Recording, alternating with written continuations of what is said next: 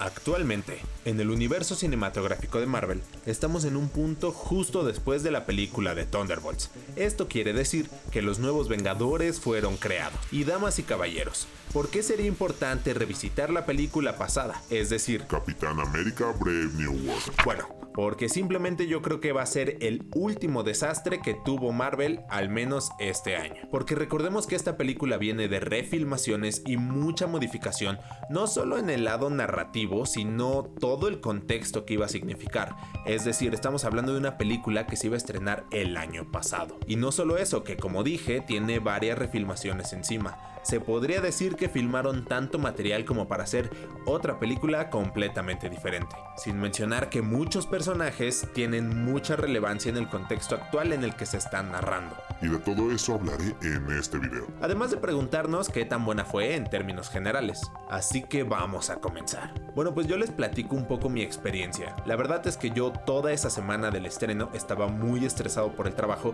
y tenía muchas ganas de ver superhéroes. Una película de superhéroes siempre te puede salvar de una semana mala de trabajo. Y es decir, en ese sentido ya llevábamos rato desde el año pasado que no teníamos nada de Marvel en el cine. Así que fui esperanzado de ver una película de superhéroes que claro prometía ser un thriller político bastante interesante. Y me encontré una película malísima, gente. Aquí saben que yo siempre les voy a decir la verdad. Desde el inicio nos damos cuenta que el producto final, es decir, la película que salió a los cines, sin importar las regrabaciones, sin importar los cambios de guión, la película que tenemos es pésima. Porque no es que este video vaya a ser como un roast, simplemente vamos a hablar de todo lo malo que tuvo esta película y por qué creo que es el último fracaso que va a tener Marvel, al menos en un buen rato. Bueno, como ya dije, todo el tema de las refilmaciones simplemente afectaron a esta película. Se podría decir que filmaron una película nueva completamente con todo el material nuevo que fueron recolectando a partir de las funciones de prueba. Además de que muchos personajes simplemente no salieron, como Amadeus Cho, y que de alguna manera también prometían conectar con otros proyectos, pero creo que al final se quedó bastante sobrio.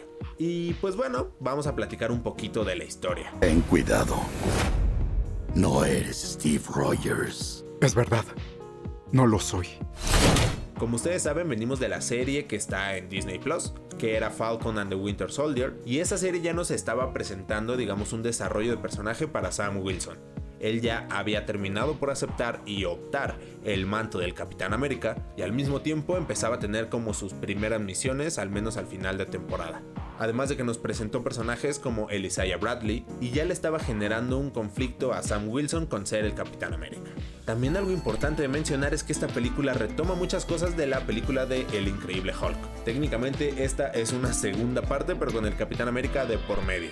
Entonces desde ahí se empieza a sentir bastante como medio sin personalidad. Es decir, yo pensaría que de alguna manera estas dos temáticas iban a funcionar bien, pero el hecho de no tener a Hulk en ningún momento hacen que esta película se empiece a sentir muy rara. Además, gente, tengo que ser muy honesto con ustedes. Yo tengo una opinión acerca del contexto político en el que salió esta película y siento que de verdad se puede tratar de hasta un pedacito de propaganda. Es decir, seguramente ustedes saben de un supuesto conflicto político entre Israel y Palestina. Bueno, ese conflicto político en realidad es un tema de ocupación. Es un tema mucho más serio que se trata de una limpieza étnica que está haciendo Israel sobre el pueblo palestino. ¿Por qué hago este contexto? Bueno, número uno, para decirles la verdad. Número dos, para darles a entender un poco de mi perspectiva con esta película. Después de un primer resumen que tenemos de básicamente todo el contexto acerca del general Ross, de su hija Betty, del conflicto que tuvo Hulk y Abominación, pues llegamos a este punto donde el Capitán América, símbolo completamente estadounidense, a salvar a Oaxaca, México, de un, claro, narcotraficante mexicano que está poniendo en problemas a un padre de iglesia. ¿Entienden lo conservador que suena esto desde el inicio?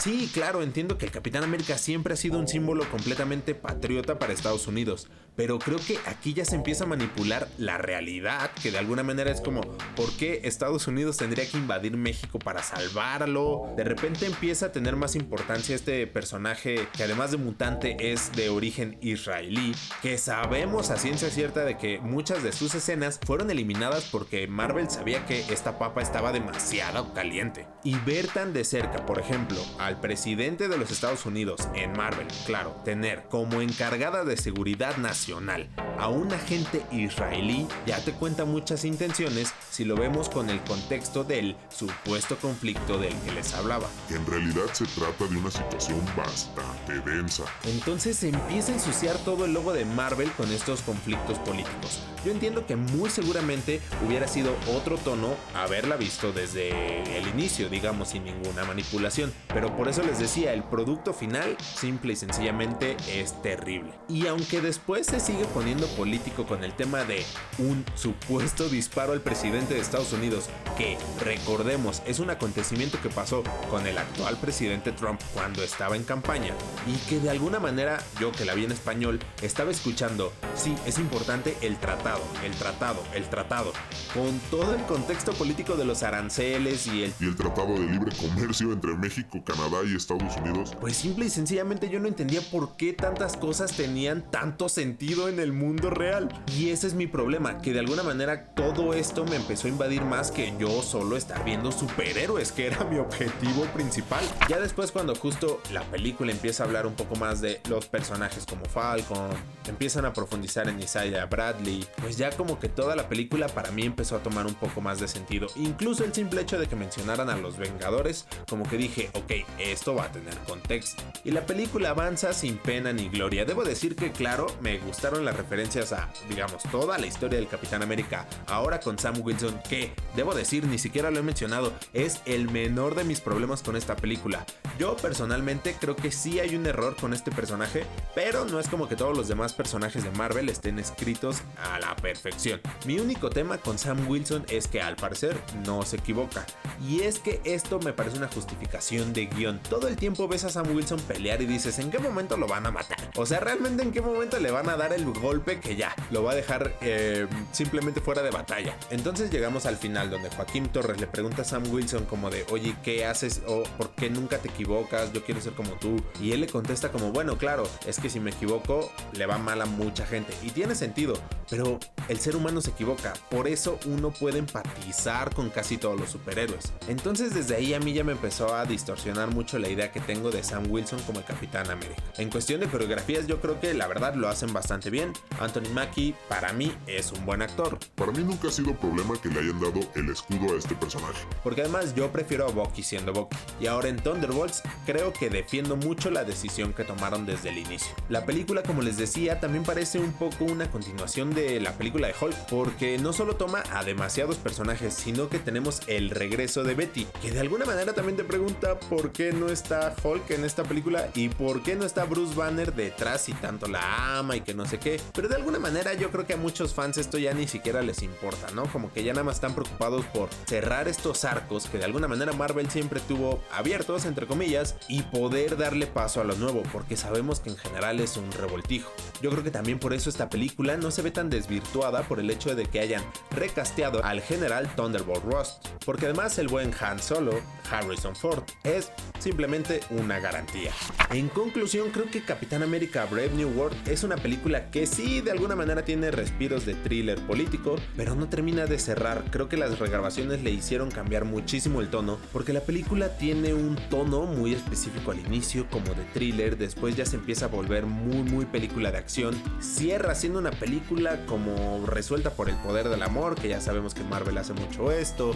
Aquí simplemente sí es muy conveniente. Entonces, conforme la vas viendo, encuentras cada vez más huecos. Es por eso que, sí, yo la vi en su día de estreno, sí, el canal Super Capuchino ya estaba creado, pero yo simple y sencillamente dije no. No voy a empezar a hablar de esta película. Damas y caballeros, yo aquí me despido.